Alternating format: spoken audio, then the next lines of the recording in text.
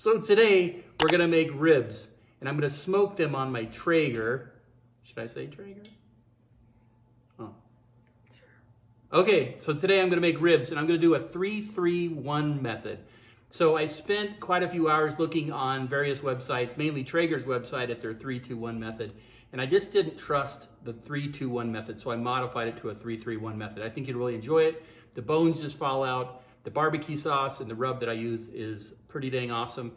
And I'll leave the ingredients for those items below and also the other items that you'll need for the recipe for the ribs. So let's get after it. Or let's do it. Let's make it. Whatever.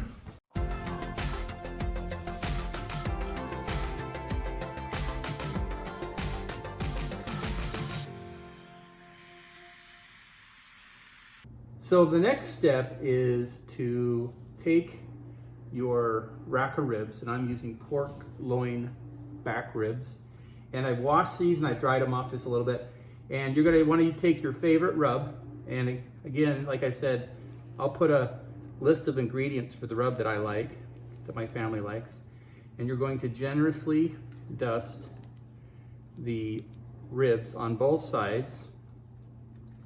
And then you're going to let these sit in the fridge overnight. Now you don't have to do that, but we like to let them sit in the fridge overnight to let them kind of marinate and soak in the flavors. And the other thing that you need to be aware of, some ribs will have a membrane on the back that you'll need to pull off, but where I've bought these ribs, they don't have the membrane attached. They've been pulled off. But keep in mind, many ribs have membranes that need to be stripped. But fortunately, I don't have to do that with this set of ribs that I bought. So go ahead and dust them, and then you're going to cover them and let them sit in the fridge overnight. So after you get your ribs completely covered with your rub, as shown there, go ahead and cover them, and then, like I said, you're going to set these in the fridge overnight to let the rub go ahead and soak into the meat. So the ribs have sat overnight, and I'm covering them. They look pretty nice. You could add some more dry rub to them if you want to.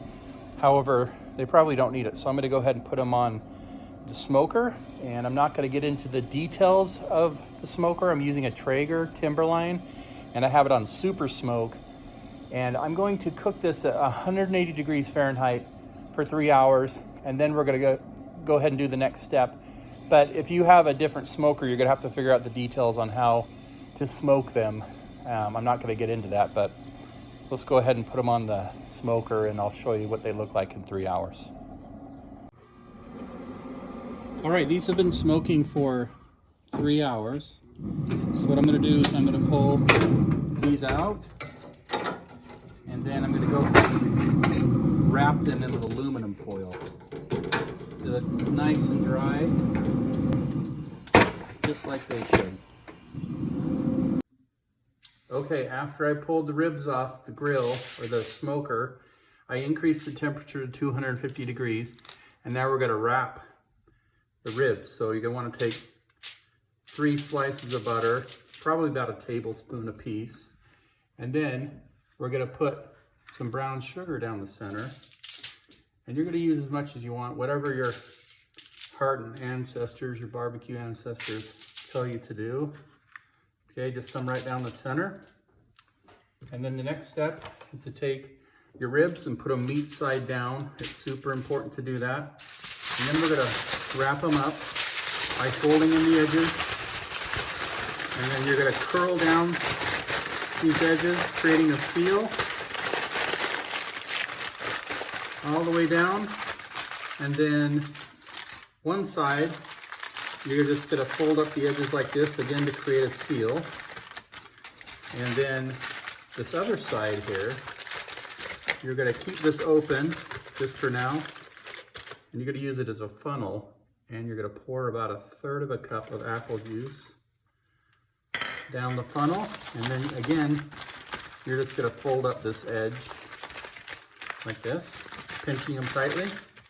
And then I usually like to just let this apple juice just kind of roll back and forth and get the apple juice and the butter and the brown sugar moved around. And then we'll move on to the next step. Okay, so once you have these wrapped up, you want to put them back on the grill. Again, the temperature is at 350 degrees or 250 degrees. And put these on gently so you don't rip the aluminum foil. Okay, we're doing 4 racks today, so they're on different shelves, but you want to keep them somewhat separated apart so let the heat move around. So once they're in, close the door, let it do its thing for the next 3 hours. All right, it's been 3 hours, so we're gonna pull off the ribs. Oh, those are toasty.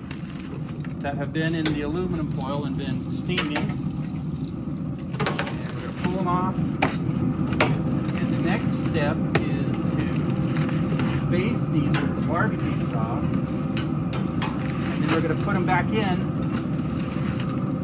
and set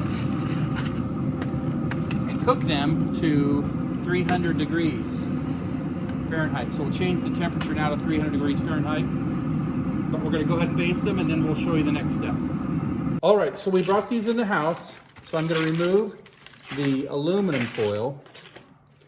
Before you baste them with the barbecue sauce, I like to dump out all of the apple juice and all that business that was sitting in the aluminum foil. So you're just going to open this up, and then we're going to start hitting this. These smell so amazing. They're so tasty, smelly, yummy. So I made a bunch of barbecue sauce here. That'll be a future video. And what you're going to do is just going to paint these like crazy. Sauce them up. And this barbecue sauce is sweet and a little bit of spice in it. It almost smells apple-y, but there's no apple in it. Right, Synth? But it smells delicious, almost like pear deliciousness. Okay, so you're gonna paint both sides. Okay, is that okay again? So now the other side needs to also be basted. So if you want to get crazy, you just pour some on there. Just get wacky. Okay, whoops, made a mess. And then you're gonna baste this, and then we're gonna put it back on the grill or the smoker. And I mentioned that I do it at 300, but you could do this at 275. And you're really gonna cook this until this really starts to caramelize. And that may take 30 minutes or up to an hour, but what you're looking for is an internal temperature of at least 200 degrees Fahrenheit. And then the bones will just fall right out of this bad boy, and it'll be magic in your mouth. All right, I've got that nice and basted, and now what we're gonna do is we're gonna gently put these back in the smoker. Be careful with them because they may just fall apart. So you're gonna shift them back, and then I'm gonna put the other 3 in here. And we're gonna cook these again at 275 or 300 degrees for at least 30 minutes, if not 60 minutes, to caramelize it. And if you want to, midway through, you can squirt some more barbecue sauce on those puppies. They're gonna be delicious. Okay, look at these bad boys. These are falling apart. These are magical. So we're gonna put that right on the tray there. And we're gonna take it inside. Oh my goodness. Okay, here's our finished product. Look at these bad boys. The meat just falls off these bones. So the one thing you want to definitely make sure before you eat these is that they hit 200 degrees internal temperature. But look at this. I mean, the bones just fall right there. Either way, they don't fall right out. But let me taste these suckers. Oh, there's a bone coming out.